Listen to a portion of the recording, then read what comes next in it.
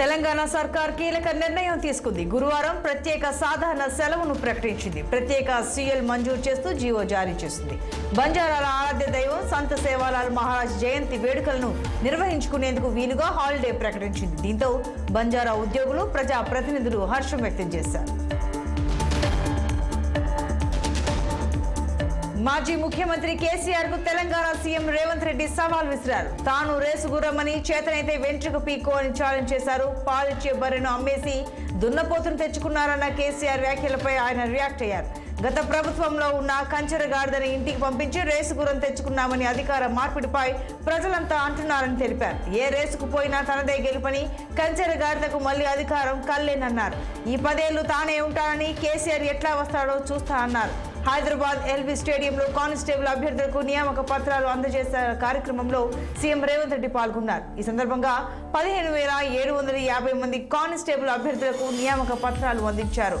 యువతకు నియామక పత్రాలు అందజేయడం ఆనందంగా ఉందని సీఎం తెలిపారు. గత ప్రభుత్వం ఉద్యోగాల భర్తీని పట్టించుకోలేదంటూ విమర్శలు చేశారు సీఎం.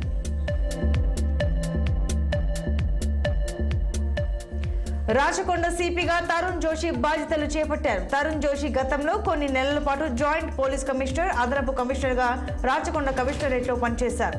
సుధీర్ బాబును multizone 2 inspector general of police గా బదిలీ చేయడంతో ఆయన్ని సిపిగా బదిలీ చేస్తూ ఉత్తర్వులు జారీ చేశారు. మరోవైపు రాచకొండ కమిషనరేట్ పరిధిలో గంజాయిపై ఉక్కుపాదం మోపుతామని తరుణ్ జోషి స్పష్టం చేశారు. సైబర్ క్రైమ్, ఈవ్టీజింగ్ కంట్రోల్ చేస్తామన్నారు. ప్రజలు ఎలాంటి భయాందోళన చెందకుండా తమని సంప్రదించవచ్చని తెలిపారు సిపి తరుణ్ జోషి. రాజ్యసభ ఎన్నికల్లో పోటీపై టీడీపీ అధినేత చంద్రబాబు కీలక నిర్ణయం తీసుకున్నారు. రాజ్యసభ ఎన్నికలకు టీడీపీ దూరంగా ఉండాలని నిర్ణయించారు. ఈ మేరకు నేతలకు చంద్రబాబు క్లారిటీ ఇచ్చేశారు. ఉండవల్లిలోని నివాసంలో పలువురు పార్టీ ముఖ్య నేతలతో బాబు సమావేశమయ్యారు. ఈ సందర్భంగా రాజ్యసభ ఎన్నికల్లో టీడీపీ పోటీ చేసే అంశంపై అధినేత వద్ద నేతలు ప్రస్తావించారు. అయితే రాజ్యసభ ఎన్నికల్లో పోటీ చేసే ఆలోచన లేదని పార్టీ చీఫ్ తేల్చి చెప్పేశారు.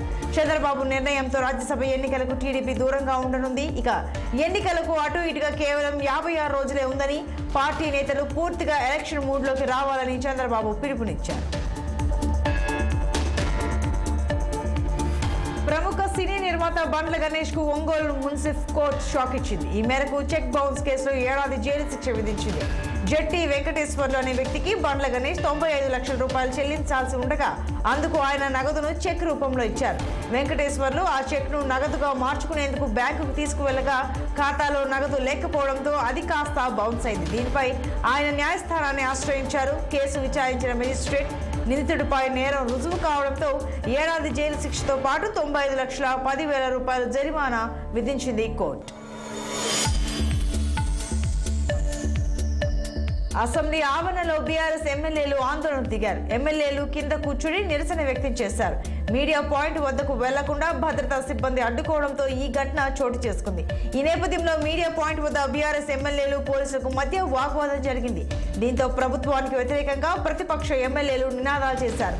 అసెంబ్లీ లోపల మాట్లాడడానికి అవకాశం ఇవ్వరని, అసెంబ్లీ బయట కూడా మీడియాతో మాట్లాడేందుకు అనుమతి కూడా ఇవ్వరా అని బీఆర్ఎస్ ఎమ్మెల్యేలు ప్రభుత్వం, పోలీసులపై మండిపడ్డారు. ఏపీ రాష్ట్ర ప్రభుత్వం 2024-25 విద్యా సంవత్సరానికి గాను వివిధ ఉన్నత విద్యా కోర్సుల్లో ఉమ్మడి ప్రవేశ పరీక్షల షెడ్యూల్ను విద్యామండలి విడుదల చేసింది. ఏ పరీక్షలు ఏ యూనివర్సిటీ నిర్వహిస్తోంది, ఆయా పరీక్షలకు కన్వీనర్లు ఎవరనేది కూడా ఉన్నత విద్యామండలి ప్రకటించింది. ఈ విద్యా సంవత్సరంలో ఇంజనీరింగ్, అగ్రికల్చర్, ఫార్మసీ కోర్సులకు కామన్ ఎంట్రన్స్ టెస్టును కాకినాడ జేఎన్టీయూ నిర్వహించనుంది. ఇంజనీరింగ్ కామన్ ఎంట్రన్స్ టెస్టును అనంతపురం జేఎన్టీయూ, ఎంబీఏ, ఎంసీఏ కోర్సుల కోసం ఐసెట్ను శ్రీకృష్ణదేవరాయ యూనివర్సిటీ, పీజీ ఈసెట్ను వెంకటేశ్వర యూనివర్సిటీ నిర్వహించనుంది. ఎడ్సెట్ను ఆంధ్ర యూనివర్సిటీ, లాసెట్ను నాగార్జున యూనివర్సిటీ నిర్వహించనున్నాయి. అన్ని పరీక్షలు ఆన్లైన్ విధానంలో మాత్రమే జరగనున్నాయని అన్నారు విద్యామండలి అధికారులు. నిర్మల్ జిల్లాలో ప్రసిద్ధిగాంచిన బాసర శ్రీ సరస్వతి అమ్మవారి దేవస్థానంలో వసంత పంచమి వేడుకలు అంగరంగ వైభవంగా జరుగుతున్నాయి. ఈ సందర్భంగా ఎమ్మెల్యే రామారావు పటేల్ అమ్మవారి దర్శనం చేసుకుని మొక్కులు చెల్లించుకున్నారు. వసంత పంచమి 3వ నక్షత్రం సందర్భంగా అమ్మవారి దర్శనం కోసం అర్ధరాత్రి నుండే భక్తులు క్యూ లైన్లో వేచి ఉన్నారు. ఆలయ అర్చకులు, వేద పండితులు వేకువజాము నుంచే అమ్మవారికి మంగళ వాయిద్యాలతో అభిషేకాలు, మహాహారతులు, ప్రత్యేక పూజలు నిర్వహించారు. ప్రముఖ నటి మాజీ ఎంపీ జయప్రదను అరెస్టు చేయాలంటూ ఉత్తరప్రదేశ్లోని రాపూర్లో వారెంట్ జారీ అయింది. 2019 లోక్సభ ఎన్నికల్లో నియమావళిని ఉల్లంఘించారంటూ కౌమరి స్వార్జ్ పోలీస్ స్టేషన్లో ఆమెపై 2 కేసులు నమోదయ్యాయి. ప్రస్తుతం ప్రజా ప్రతినిధుల కోర్టులో విచారణలో ఉన్నాయి. అయితే విచారణలో భాగంగా అనేక సార్లు నోటీసులు జారీ చేసినా ఆమె స్పందించలేదు. ఇప్పటి వరకు 7 సార్లు వారెంట్ జారీ చేసినా పోలీసులు అరెస్టు చేయలేదని ప్రభుత్వ న్యాయమూర్తి తెలిపారు. దీంతో న్యాయస్థానం ఆమెకు నాన్ బెయిలబుల్ వారెంట్ జారీ చేసింది. ఈ కేసు తదుపరి విచారణ ఈ నెల 27కు వాయిదా పడింది.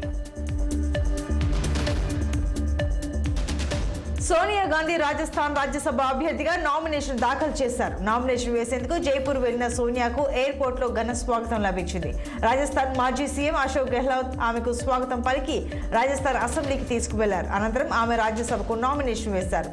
ఆమె వెంట రాహుల్ గాంధీ, ప్రియాంక గాంధీ ఉన్నారు. ఇక రాజస్థాన్ నుంచి సోనియా గాంధీని నామినేట్ చేస్తూ రాజ్యసభ ఎన్నికల అభ్యర్థుల జాబితాను కాంగ్రెస్ విడుదల చేసింది.